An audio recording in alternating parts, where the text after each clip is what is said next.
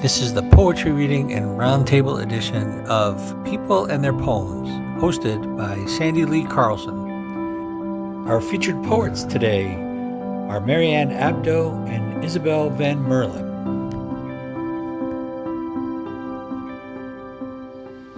Welcome everybody to the June 2025 Poetry Roundtable hosted by Ornog Mountain Publishing, along with People and Their Poems podcast. It's great to have a nice group here in Connecticut in the United States. We have another rainy day. And so thank you for bringing the sunshine from all around the world.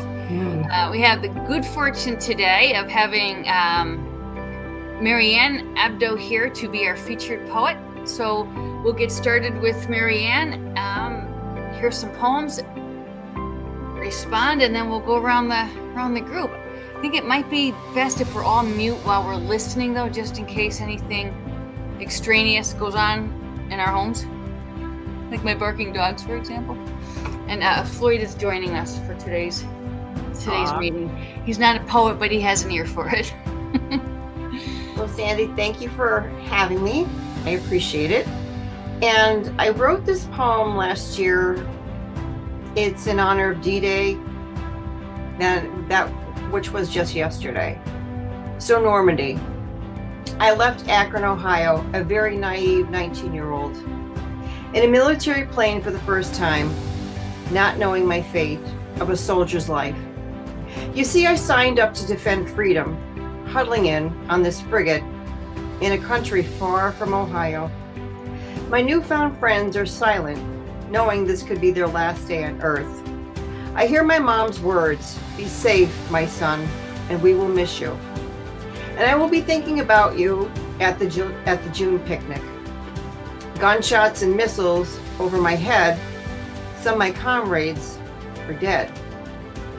I heard my Army commander's last words, "Go get 'em, boys, be brave now." He dies alongside of me, not able to fully say fight. Trudging through bloody waters, men screaming for their lives. Smoke and death fill the air.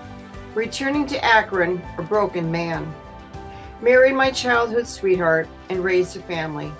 My children and grandchildren ask me about my Purple Heart. They do not understand that some sorrows are too great to speak about. Returning back to France's shores on the 6th day of June, saluting with my family all the lives lost, staring at all those white crosses like good soldiers in a row, I could still smell the smoke and hear the screams of my fellow servicemen. Their blood penetrated through the sands of freedom. Thank you. We'll go to a little bit more uplifting poetry. Effervescent soul. Our souls are never inside of our body's encasement. Our souls are living and breathing, circling outside of our bodies, an encapsulation of light, enabling us to share that light with others. Uplifting light, loving light, compassionate light, joyful light, playful light, warm light. It is a radiant light. It is a totality of light, our own personal sunlight. And that's Effervescent Soul. I'm going to read something from my poetry book. It's called Fractured Lollipop, Poems of Brokenness, Healing, and Hope. And it's based on my experience. I've been in healthcare since I'm 14. And it's based on my experiences in healthcare. Let's see.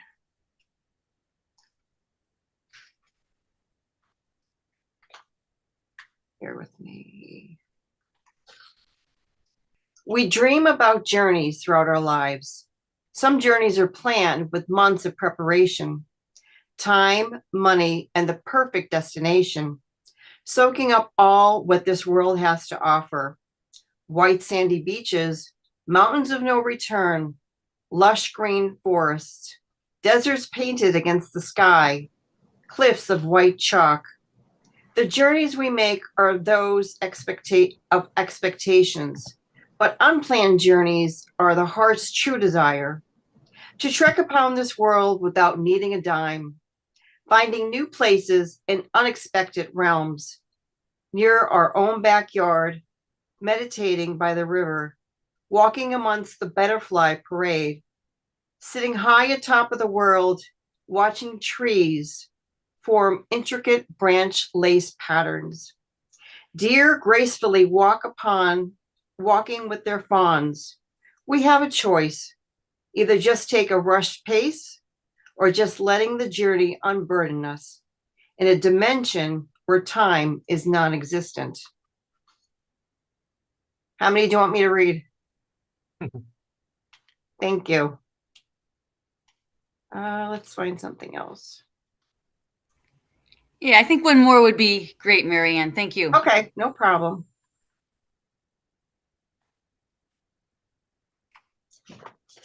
And this one's based off of an article I saw. This man lost his home, everything, and he was homeless, but yet he's in his truck with his wife and his dog, belongings in the back, and he's smiling. And it's like, I couldn't fathom, how could you be smiling when you don't have any place to go?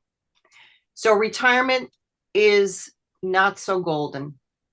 Homelessness has risen amongst those who have walked all of their lives, but they say the golden years are grand. When some have chosen between their heart medication or their heat, for they say the golden years are grand.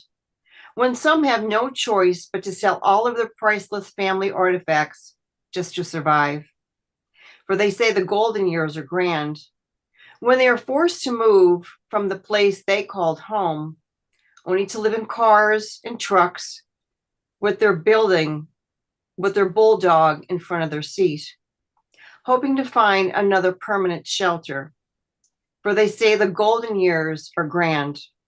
In a country where wealth is predominantly obscene, and yet disparity is more predominant for many, for the golden years are not so grand.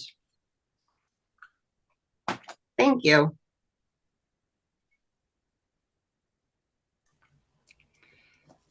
Thanks so much, Marianne, and thank you for remembering the anniversary of D-Day. That was a powerful poem. How many people in our group have a connection in some way to people who fought in the Second World War or in any of our wars? My sister, yeah, the Iraq War. Yeah, it really, it strikes home. And I think, you know, when you talked about the soldier coming home and never really being able to speak of what had happened, I had that experience as a young girl with my great uncles who fought in the Second World War, you know, and something about their silence was very instructive about how horrible it was, you know, their dignity and their reserve. You know, you wonder, places you just can't go with them, you know. So, and thank you. And there's just the sands of freedom made me think about how it's an earned experience and like sand shifting, right? We have to tread carefully and with vigilance. So thank you very much. Did anybody else want to comment on Marianne's poems? I wanted to say I really appreciate the range. You had so many different topics that you represented in the poetry you chose for today. And so I like it that it's such a broad swath. Thank you. Yes, I did enjoy, if that's the right word. I was moved by the first poem, the D-Day poem. I was visualizing that movie, Sergeant Ryan, was it? Saving Private Ryan? Saving Private Ryan. Yeah. Yeah, Saving Private Ryan. Yeah, I've never been to Normandy, but I was born just 2 years after the end of the war. Mm-hmm. But I feel that it's in me. My dad was in the service, but he was stateside. We need to remember those stories because there's few. It was on the news, the world news last night. There's not many of them left. And for them to return at the same shores, I mean, like, to me, that's mind blowing. And people they've never met came up to them and said, "Thank you for your service." People from all different countries. That was moving too. Absolutely. About 10 years ago, I was living in Florida, and on a bumper sticker on the car that was parked next to me was a vet. And I met the gentleman, and he was both at Normandy and at Iwo Jima. Wow. Wow. Wow is the word, right? It's amazing. The connections that we have, talking about how people from all over the world, from different countries, came up and thanked him for his service and so forth. It's more and more, it feels to me like the world is so small and we're connected in ways that we have no idea of. And anyway, Absolutely. very moving. Thank you. Thank you. Thank you for that poem.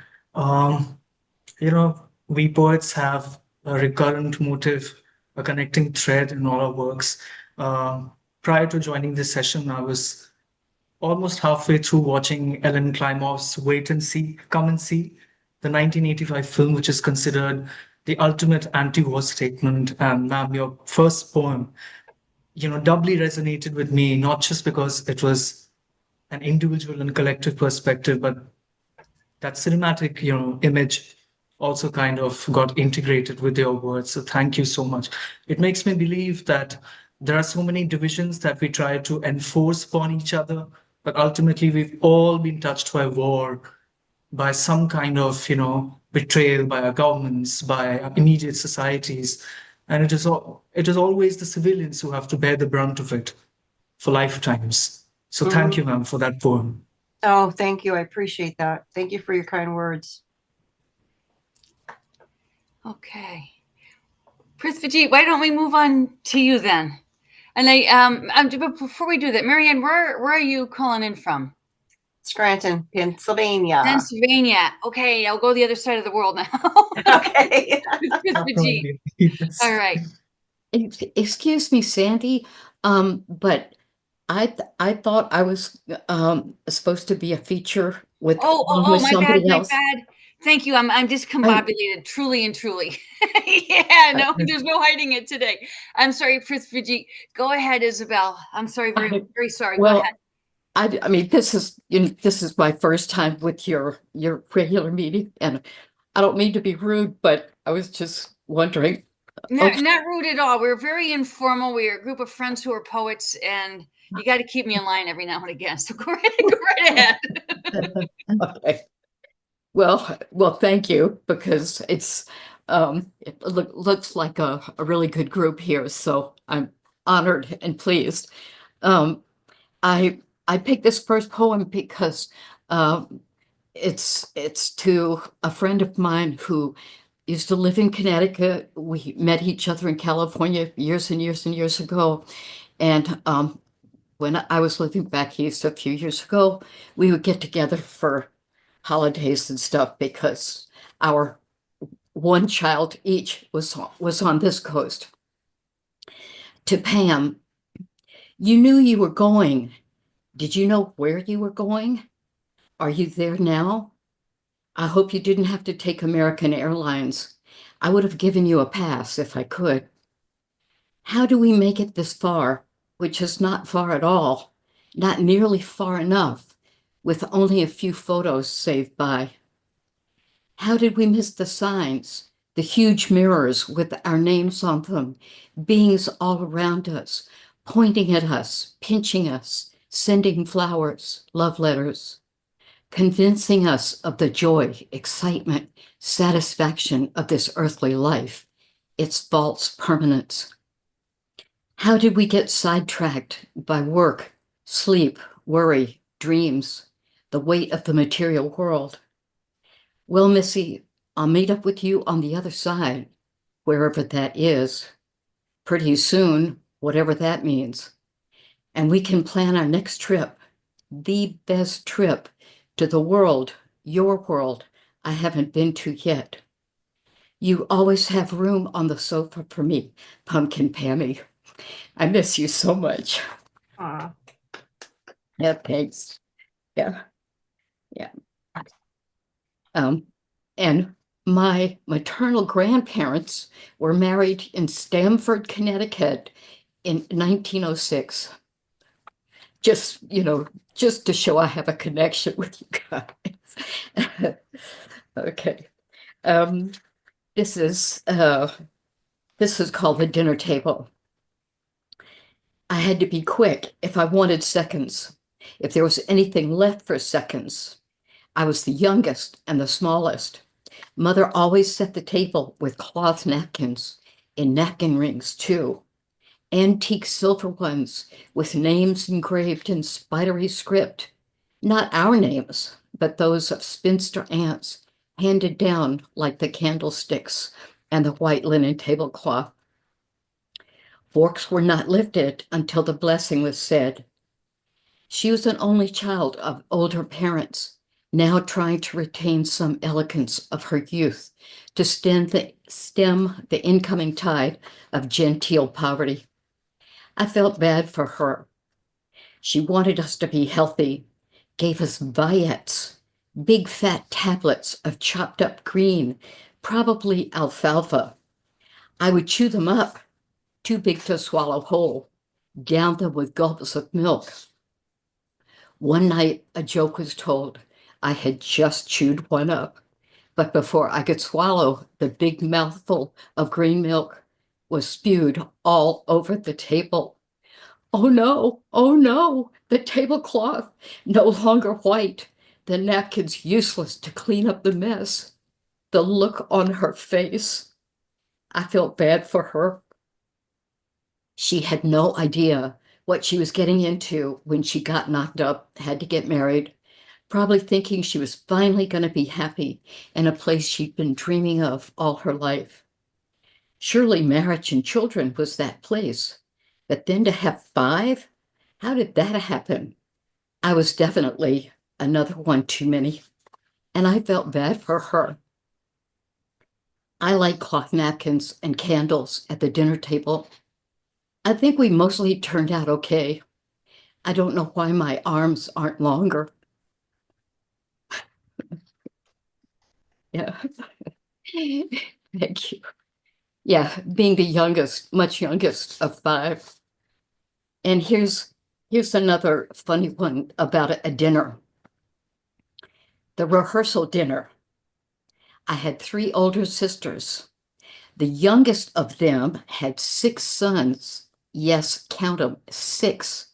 And they are all smart and fun and have a great sense of humor. Their dad was a preacher who got run out of Alabama by the Klan because he and a bunch of other Presbyterian ministers thought Christian students should be able to fellowship together once a year, no matter their color. I mean, there was only one Jesus of Nazareth, yes? So the family moved to West Virginia, where the people's skin was colored by coal dust. There came a time when one of the sons was getting married. The oldest sister and I went up to West Virginia and got there in time for the rehearsal dinner. The dinner was held in the church basement, and the menu was pizza. It was quite good, and all were having a good time when the youngest son came around asking who wanted seconds. My older sister said she'd like cheese. Young nephew asked me, would you like veterinarian? He surely knew that I like dogs, the 4-legged kind, not the round cylindrical ones that you usually eat on a bun with mustard and ketchup and such. I mean, he had celebrated my birthday a few years before with candles in a banana, an orange, and an apple. He's a clinical psychologist now. I'm still a vegetarian. So, so anyway, I've got a couple more, but I won't take up time if you know, whatever. Oh, can I tell you about Asanaku? A friend of mine in Massachusetts, a poet, created this form called Asanaku, and it's 14 lines, like a sonnet, but it's 4 haiku, 3 lines each, and then a couplet at the end of 6 syllables, so that it makes 14 lines. Wait, Do you have one, Isabel? yeah. Why don't you finish with that? That would be a really interesting thing to hear how that form Okay. sounds. Thank you. Okay. They're fun. They're fun to write. And I think this might have been the first one I ever wrote. Ugly Sonicu. Decrepit endure, smelling slightly of manure. How can I endure? Written in duress, are there enough words to express caused by so much stress? Everywhere I look, is everyone a crook? I could write a book. I'm looking to you. Please do tell me something true. Ugly Sonicu. Tatter de Malian, slobber de Gullion. That's it. I like that. Oh, that was fun. Isabel, just it's not related to the poetry, but to the family history. My great grandparents were married in Stamford in 1906. You're kidding. No, it's crazy. My. Yeah, yeah, Holy smokes. yeah. Yeah. I enjoyed your poetry and the imagery of the well-laid table and the spinsters with their sets of silver. I was out for a hike with a friend of mine after my mom had passed away, and my dad had given me this set of silver plate. Never saw it before in my life, but it traveled from closet to closet to closet. Because you don't throw stuff away, and you might need it. You might just need a silver service for 12, And my friends had 2 spinster aunts, and they both died leaving behind 2 sets of sterling silver plates. So we surmised that this was how we entered the middle class once upon a time, having a special place to lay the table. And there's a story, I think, in the Washington Post a year or 2 ago about a woman who inherited the family china over 5 generations. Wow. And had sons who didn't much get the point. But there was a great story about how eating in a room separate from the kitchen was sort of a early 20th century American phenomenon. And I think it's one we're moving away from again, because now the sort of the big family room with the connected to the kitchen with the counter and all that kind of stuff, the big open space is changing. So the historical references you make are really, they resonated with me. Thank you. Well, thank you. And I meant to comment on Marianne's poem about the golden years. I am there. And yesterday I drove down to San Rafael with a silver tea surface to sell. Okay. Yeah. So yeah, I'm there, hanging by my fingernails. Yeah. I think we all are. And I'm so grateful for poets and poetry. I'm serious. It just, it takes me out of my, negative, oh no, this is terrible, that's terrible, blah, blah, blah. I so appreciate you guys. Thank you. Sure thing. Thank you. Good job. Prithviji, how about we hear your poem now? Yes, thank you. Okay. Poem I'm going to recite. This time it's a really earnest poem. 98% of it is fictional, but it is touched by, again, the generational voices, which I think, leave behind an incomplete trail. And I wrote this poem around Christmas time last year. And I felt that Christmas, in many ways, is often advertised as this time of joy and cheer and goodwill. But there are so many people who are struggling and, just trying to go against the tide of festivities and everything associated with that period. And so I thought, why not give a voice to the unheard voices of perhaps my ancestors and people who have unprocessed trauma and trace their family tree through my words. So, mostly fictional, but touched by few realities which you can grasp and see. So, it's titled Voices. The voices that vie for attention, they've been there since my grandmother was told her ghosts were too intricate to be taken to task. Nobody knows what it means for the life of me. Your demons come from your father's uncle. There's a reason the tree at the other end of your estate is forbidden, I was told. The tree is where he lives now, over the branches. My grandmother. She loved the warmth of her shawls in winters. My grandmother.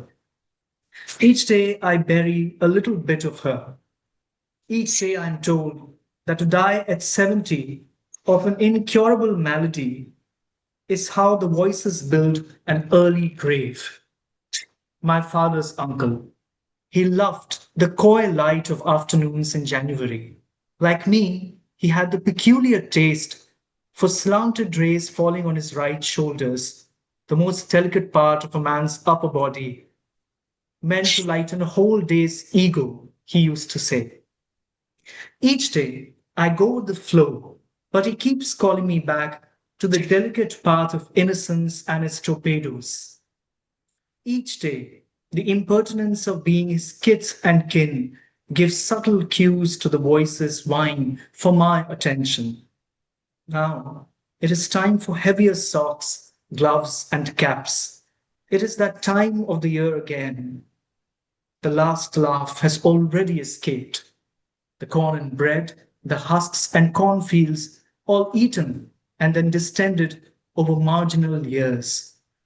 An uncertain time it is for us, all who came before me, and I, bearing our hair under overcast cities. Epilogue. A blue van is parked at the edge of the estate. The voices go with me towards it. On the circle where once I felt the slant of rays on an ordinary afternoon. Fill my right shoulder. Two men in plainclothes usher me in. A flash and an indistinctive light leads me on. Maybe I'm seeing the last of this place where I lived for so long. Maybe the sterile rooms overlooking plush lawns and wicker chairs will be life for the greater part. Voices, voices. They go as far back as Christmas under a nylon sky. Thank you.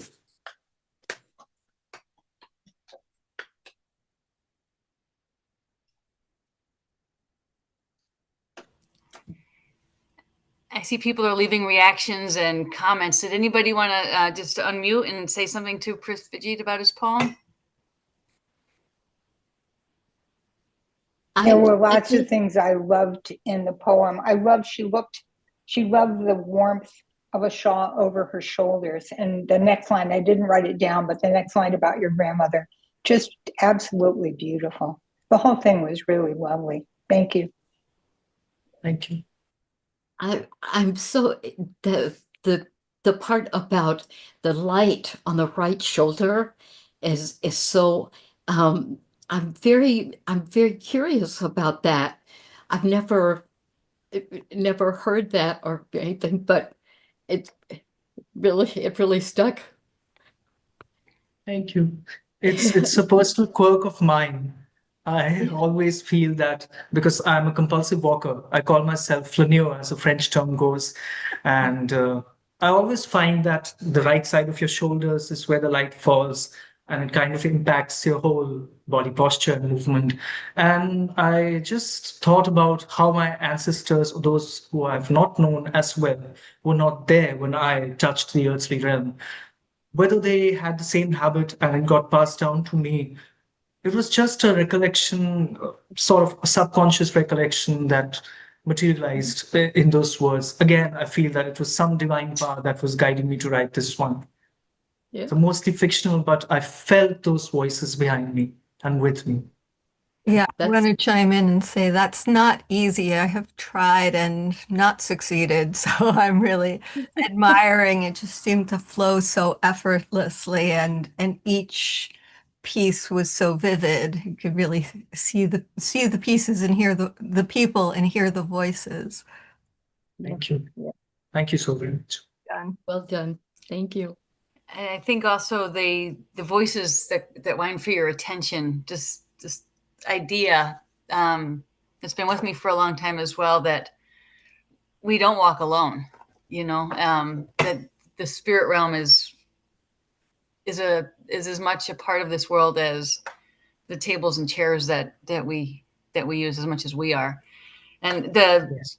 the slanting light, I mean, and the time of year that this comes out of, there's just something so comforting to me about winter light and the way it comes in at a different angle because of the tilt of the earth. It's and the way the light and the voices interplay in that poem. It's just lovely. Thank you very much. It was Thank you. beautiful imagery, absolutely beautiful. I really enjoyed it. Thank you so very much. Thank you so very much. All right, Naomi, why don't you read for us now? Okay, I was not expecting that. Hang on, because just bear with me for just 1 minute. Sure. Naomi, where are you calling in from? I am calling in from North Bennington, Vermont, and saw this on Dan Wilcox's Poetry Motel newsletter thingy. So I too have a poem that involves a grandmother. It's a little bit long. It's like 2.5 minutes. Is that okay? Or I can read something shorter. All right, here we go. I wrote this a couple of years ago. And I sort of think of this as like a little zip drive of my life. It's called Senescence.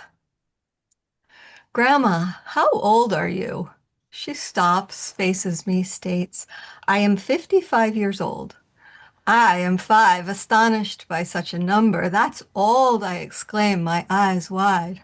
Well, if I'm so old, she offers me the vacuum cleaner, maybe you should do this. At 10, I wait for a bus beside a wilted man drooped over a white cane. He tells me stories of dirt roads, trolley cars, meadows, woods where buildings now stand. Does he know he's old, I wonder? What does it feel like? At 29, I give birth. To my daughter, I am omniscient and omnipotent. To myself, I'm just trying to figure it all out. At 36, I am the age my mother lived to. My train of thought occasionally leaves without me. I tell this to my grandmother. Oh, Kutchki, she chuckles, you're still just a baby. Each morning in the dappled woods, the cycle of birth and decay persists. A symphony of translucent greens lighting the tips of trees, folded honeysuckle buds cupped like hands in prayer, holding only hope, burst open like tiny flames, flinging their fragrance through the damp air, then shrivel, leaving delicate pistils to ripen into fruit. I leave flowers, feathers, and heartstones, my daughter's ashes already blended into soil. I am 5 years past how old Grandma was the day of the vacuuming faux pas. I'm just starting to figure things out. My friends and I watch each other age, bespeckled and bespectacles, breasts amputated, hearts restarted, moles and wombs excised, eyes cloud, insight deepens, bellies soften, backs ache, hips and knees replaced. Still we march, teach, write, sing, do yoga, eat yogurt. Friends inflict pictures of grandchildren. We're in pretty good shape for the shape we're in, says one. Now she is dead. Trees spend 1/3 of their lives dying. Throughout winter, brittle beech leaves cling fiercely, paling to lace, then wave like first flowers, until spear-tipped buds, pointed like a calligrapher's brush, nudge them finely aside, unwrapping silky newborn skin as last year's leftover foliage melts into the moldering blanket reticulate with microscopic lifelines, whose bodies fruit from those same disintegrating trees. The mostly rotted trunk of an ancient maple, older than my grandmother by several greats, houses red squirrels, bluebirds, and brown-eyed barred owls. A pileated woodpecker feeds on the feast of insects, in turn feasting on the tree's flesh. Yet one large limb, still greens, still blossoms, releases gossamer wings curling to the humus fed from the deep loam of her own mulch, and by the invisible mycelial web nourishing offspring sprouting around her. I too am in my last third. I can answer some of my own questions. I know I'm never going to figure it all out. Every morning, the stranger in the mirror startles me. A slumped form and vaguely reptilian face peers back, lines where none were yesterday, spots and sags, loose, softly wrinkled hands, like my grandmother's, the grandmother I can never be, like the fading beauty of the withering leaves. That's it.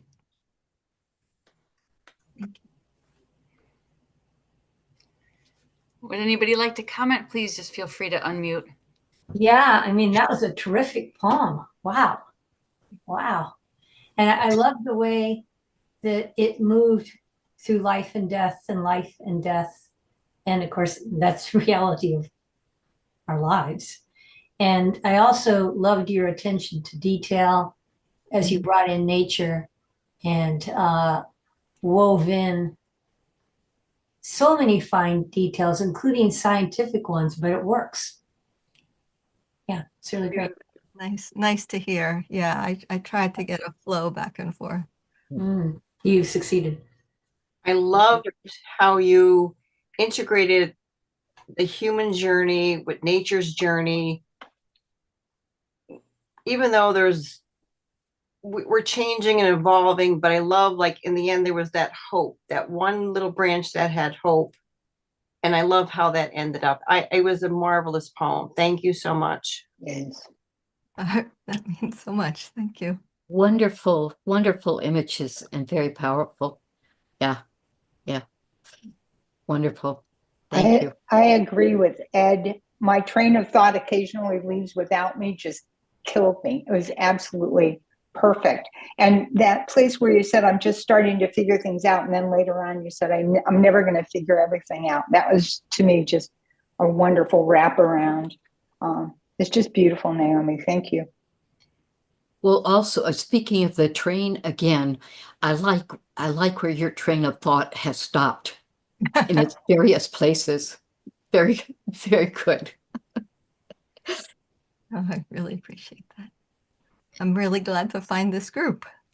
Well, glad you're here. And, I sort of tree technology, our understanding of trees and how trees function and how they are so vital in our environment, just reading about that for me is a source of hope. And to hear you weave that into your poem was delightful. And you think how they are autonomous. They do create their own compost that becomes their food source. It's fascinating. This winter we had a windy and dry winter here in Connecticut, and our rhododendrons, which are native plants, they took a beating. When things warmed up, there was no moisture to rise up, and they turned brown, and it's a sight to behold. And they're coming back. It's fascinating to see all these green leaf buds emerging, not defeated, and it wasn't forever. It was hard when it happened, though, to see these beauties suffer. And I think the poignant moments in your life and the flow that you created with the natural world and those poignant moments, was very powerful. So thank you very much. Yeah, I think also part of the impetus of this poem was, the watching the life cycle of nature and how even when we are, whether it's a flower or a tree or, when we pass full bloom, there's still so much beauty, like what you're describing with the rhododendrons, even in, the final image of the withering leaves. And I wanted to sort of link to that, those of us who are in our last third, like to notice that beauty rather than what we are no longer. Absolutely. Yeah. Thank you. Chime in? Did you say, can I chime in? Yes, yes. Regarding your poem, I was noticing as your recitation progressed, it became almost akin to listening to a hymn, almost a hymnal quality to it. It was very sedate and, touched by experiences. And there was one point, that is why I waited till the end to share my views. You were talking about your own family tree and towards the beginning of the poem. And I was thinking about the same. I often obsess about the lifespan of my paternal family members because most of them do not cross the age limit of 65 or 66. They do not. So there's not this fear, but this apprehension that what do we do with this one mighty life that we have? And your words, because your poem was so thought-provoking, it really brought me to that point that, there are so many petty fallacies that we believe in, but in this one life, if through a poem we can move another person across continents, it is the best gift that we can, give to someone. And I'm really glad that I'm a part of this poetic community. Every session just enlightens me and brings me to this realization. So thank you for those qualities of your poem. And thank you for those words. Thanks. Hey, Sam, want to go next? Yeah, sure. Hi. Hi, everyone. Thank you. Good to be here. Good to be anywhere. Nice, beautiful, rainy day here. Good to contemplate everything that we write about. This was written just the other day by this persona who perceives himself to be a romantic poet. It's called Ode to a Butterfly. Ode to thee, fair monarch of spring, your colors so vibrant, such a beautiful thing. You float through the air, bringing beauty to my world, such a thrill to behold, your glory unfurled. Though your reign may be short, on your wings may I fly, and paired with your escort, can we reach for the sky?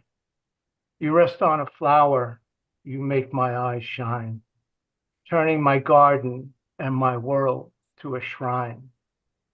May your beauty forever reign throughout the summer's heat, bringing joy and wonder and making life sweet, always bringing delight and a smile to my face as you gently rise and float away in space. Reign on, fair monarch of summer and spring. Ode to thee forever will I sing. May your beauty thrive, your luster never fade. Forever will I wonder how you were made.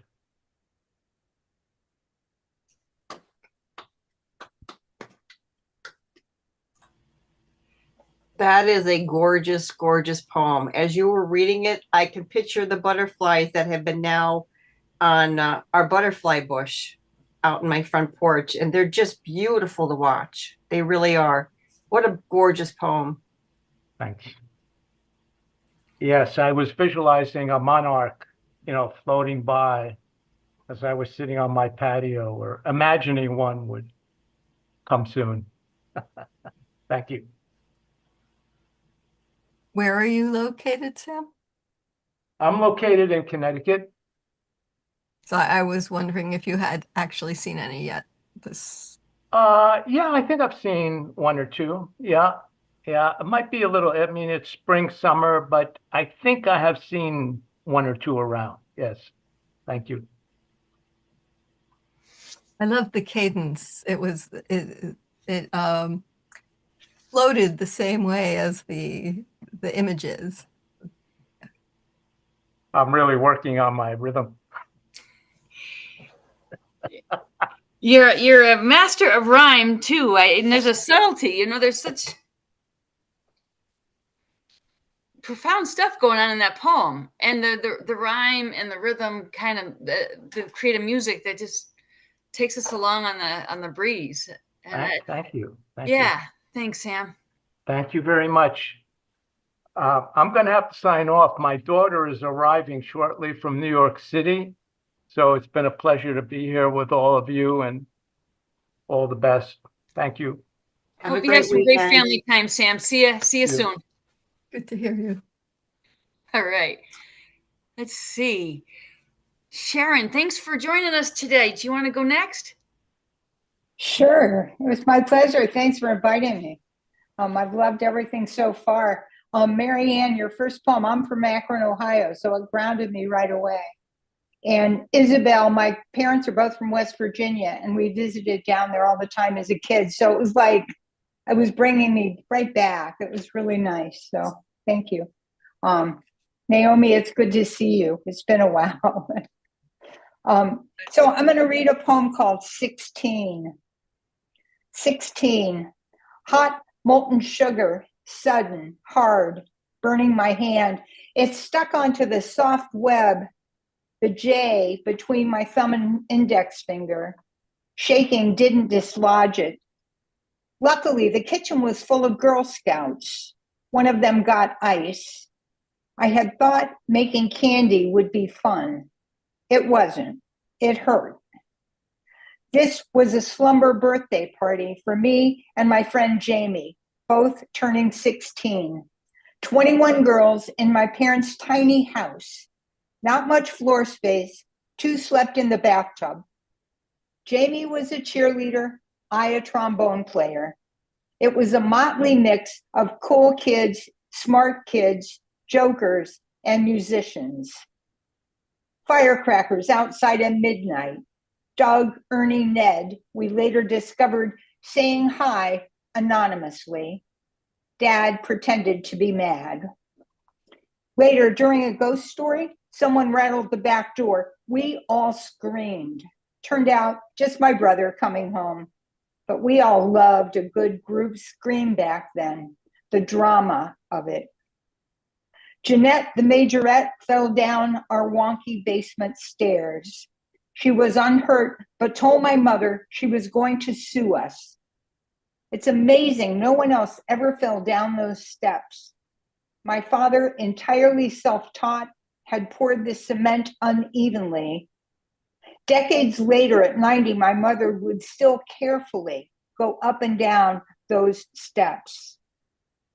3 years after that party, I would leave that house, that town, that state, move 500 miles away to a different life, returning only for short visits. Now it's 60 years later. Some other family lives in that tiny house. I wonder, were the basement stairs ever fixed, or are they still a hazard? Jeanette died young, cancer, she never sued. I still have that scar between my thumb and index finger. I've lost touch with most of the people from that party. I do talk with Karen, one of the bathtub girls, every month or so. She sends me photos of class luncheons, keeps me current on deaths and such. Linda moved to Pennsylvania. I sometimes stop and visit her on my drive back to Ohio. We exchange Christmas cards. The others I only see at class reunions every 5 or 10 years. I smile, say hello. We talk for a minute, but then I go out on the dance floor to avoid long conversations. I don't know why. Maybe to preserve the memory of who we used to be. Thank you. Wow, Really? that was deceptive. Sharon, you kind of lulled us in with this nice story, and then it kept getting deeper and deeper, and then that last line, wow. Thank you. Mhm. And it was You really completely need to entertaining. write a 90-minute screenplay with that. Pardon me? You really need to write a 90-minute screenplay. It's perfect for a John Hughes film. Maybe John Hughes can make a comeback with the screenplay. Or maybe Spielberg. It's a perfect kind of, family entertainer we need. It was so good. I Thank could, you. picture the screenplay with those images in mind. It was all true. Even that not knowing why I don't want to get closer at the end. I don't know. Yeah, but wanting to preserve Yeah. the image that you did Yeah, preserve. Yeah. I think so. So, Two in the bathtub. I love that. true. They were really close friends. So I guess you'd have to be, right? Well, I guess you'd have to be. That's wonderful. Thank you so much. Thank you. Yeah. Sharon, you really made me think how slumber parties are such a big, important part of growing up. Yeah. It really is something. And all those relatable groups, and you said musicians, and before you said it, I'm thinking band kids. She's going to say band kids.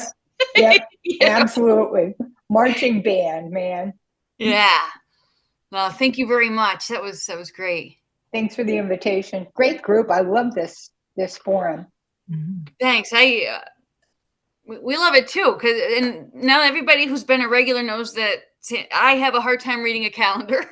I got no secrets, but it's awesome people for sure. Why don't we take a little trip down to the Virgin Islands, Lynette? You want to read for us? Hi, sure. Yes, I'd like to share something. Okay. Oh, that is a lot of light. Let me switch. I didn't test the camera first. Okay, so let's get started with this piece. This piece is called People I've Met Along the Way. The people I've met along the way cause me to have a lot to say about the human population because none are ever the same. Race, nationality, and ability are often just trivialities in our basic characteristics. I'm more concerned about the morals, conscience, and ethics, how we approach daily life in our unique ways. I've met wonderful people I'm proud to associate with. Conversely, I've dealt with people that I would never want to sit close to on an empty couch because fear and manipulation is what their game is all about. Sometimes it's family that scares me to the utmost because even they can have bad intentions and set you up to roast, leaving you to toast in the midday sun. Some people just like to run their lives based on your possessions, ruining your heart and soul, taking advantage of your good intentions. Some people I've met along the way often make me say I want to retreat in my hermit crab shell, while others make my heart swell with love and admiration because they're not worried about designation and only care about seeing the world get better. These are the people I've met along the way that remind me to constantly say that there is still good in the world. And that poem is dedicated to you guys, especially the ending part of it, because you encourage us to write, you encourage us to come on the platform and share. And I just want to say on behalf of everyone that we absolutely appreciate everything that you're doing to help us to get our work out there. We appreciate you 100%. Thank you so much.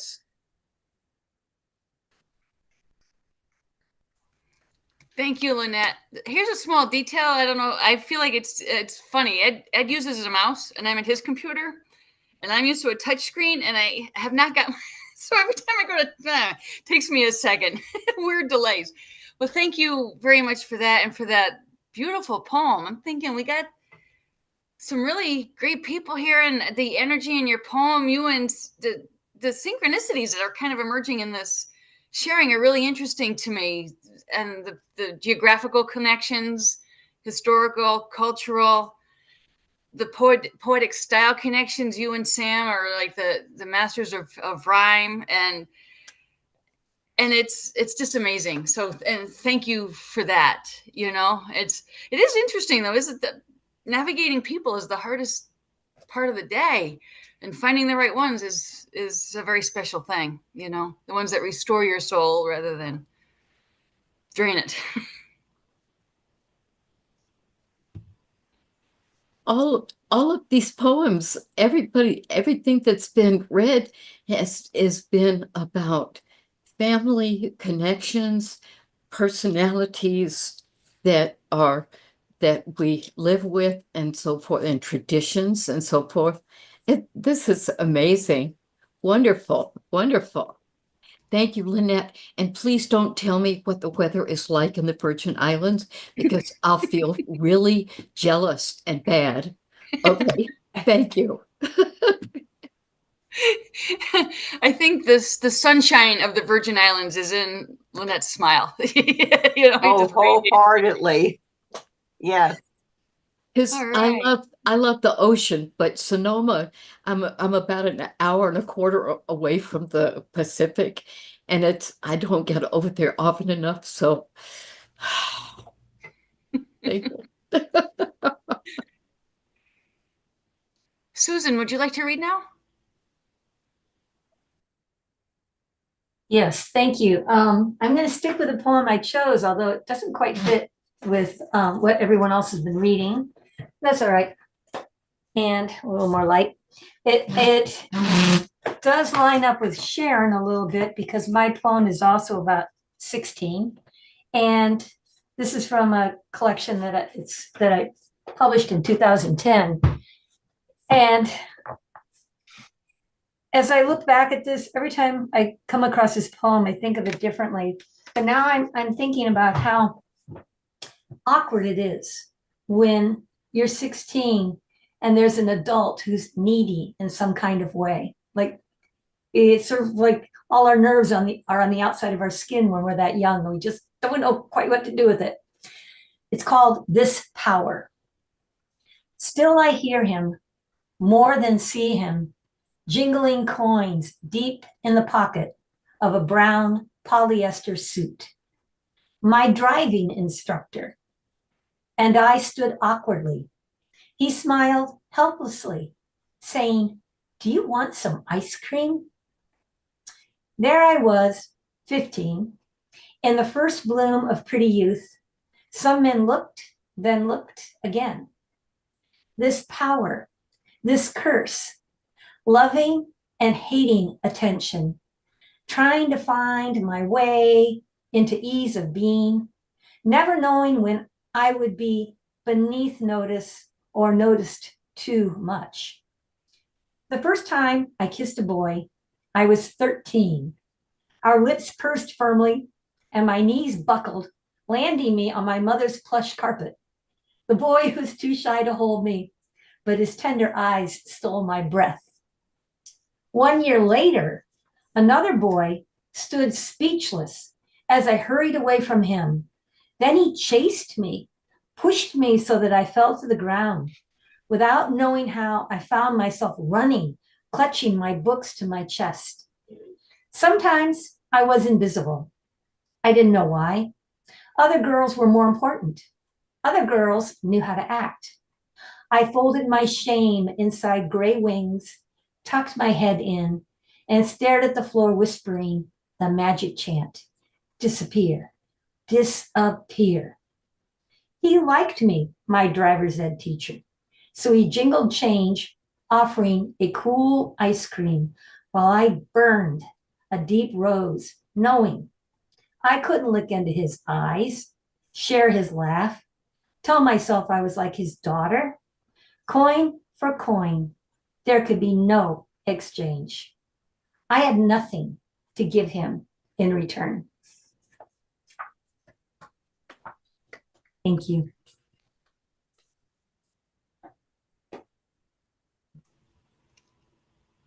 Susan, the phrase "folded my shame inside gray wings" just touched my heart. This happens to young girls who are preyed upon or leered at, which is a kind of preying upon, you know.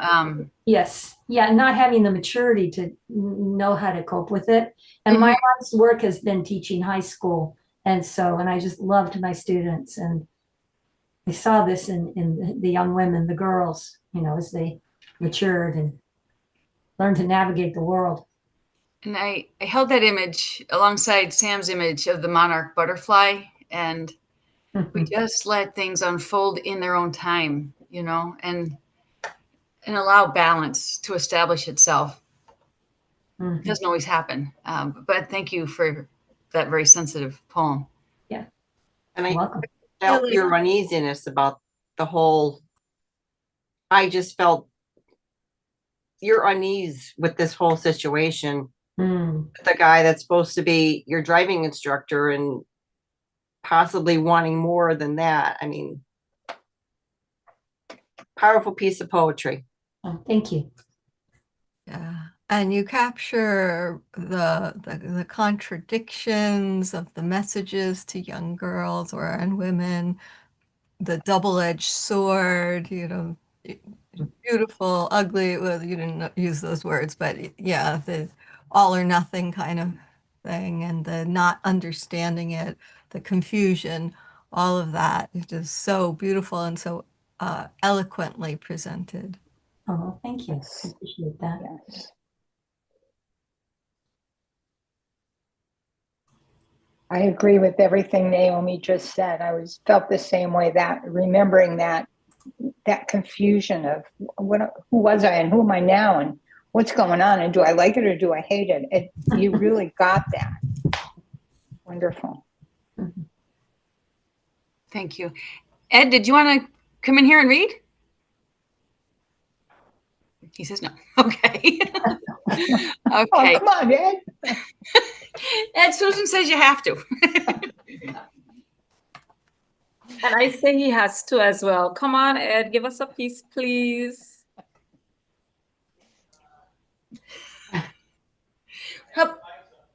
Okay. He's succumbing to the pressure, guys. Yay. I'll read a little something while he's figuring it out. We had a warm couple of days this week here in Southbury, Connecticut, and Ed and I went for a swim when I got home from work, and there was a woman there from Belgium who remarked that I was a strong swimmer, and I got to thinking about that and how that came to be, and it was because swimming lessons were a part of my childhood for years, and how that was a good thing, although you couldn't have told me that when I was a child. Getting up on a summer morning, and here's the poem anyway. And it was, of course, Mom's job to get me to the lake and get in there and do it. So this is called Swimming Lessons. I would know how to swim. My mom made sure, summer after summer, in the damp sand of morning, calisthenics and then drills to stay alive in water, like a fish, like a mote of dust sailing the ripples to shore, the soft and drifting sand of summer. Year after year, Red Cross swimming lessons at the town park taught me water is home, though dread of hard ground kept me from diving and cost me the Red Cross certificate, naming me a swimmer. I still jump in feet first, knowing limits set by shallows. Buoyed by what I've learned, I swim the deep sea, with Mom at memory shore, ever my lee. Thank you.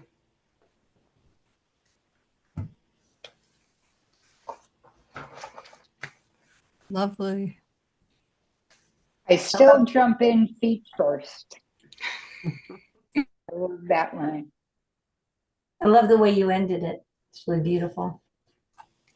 It was a personal pun too, because my middle name is Lee, and only because I was born in 1966, because my dad thought Brenda Lee had a great voice, So, but I think of, the Leeward Islands and the Lee side of things being the safe side. And Yeah, and it kind of switches from the beginning where like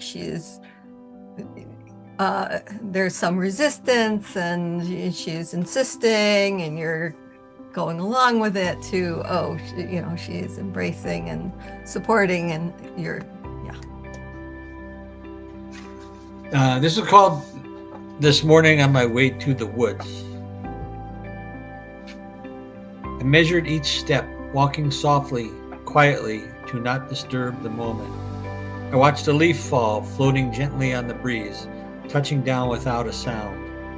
I listened as a bird sang, tweeting sweetly to another, as the sun glowed between the trees. I breathed deeply, smelling the freshness of the day, this morning on my way to the woods. Short and sweet.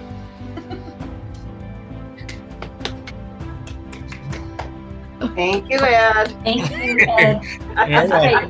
That's great. We went for a walk. It was a good walk. And thanks for bending to our will. Yes, we summoned you and you came here. That's great. I liked walking quietly to not disturb the moment. And I know exactly what you mean. Sometimes you're feeling all of it, and you just want to be silent. Really nice. This has been People and Their Poems. Glad you could join us. If you'd like to know more about what we do, please visit our website at OreNogMountainPublishing.com. Check out our poetry anthologies and learn how you can take part in an upcoming collection. And learn more about our services. Let us help you publish your next book. Once again, this has been People and Their Poems, presented by Oronog Mountain Publishing. Have a great day.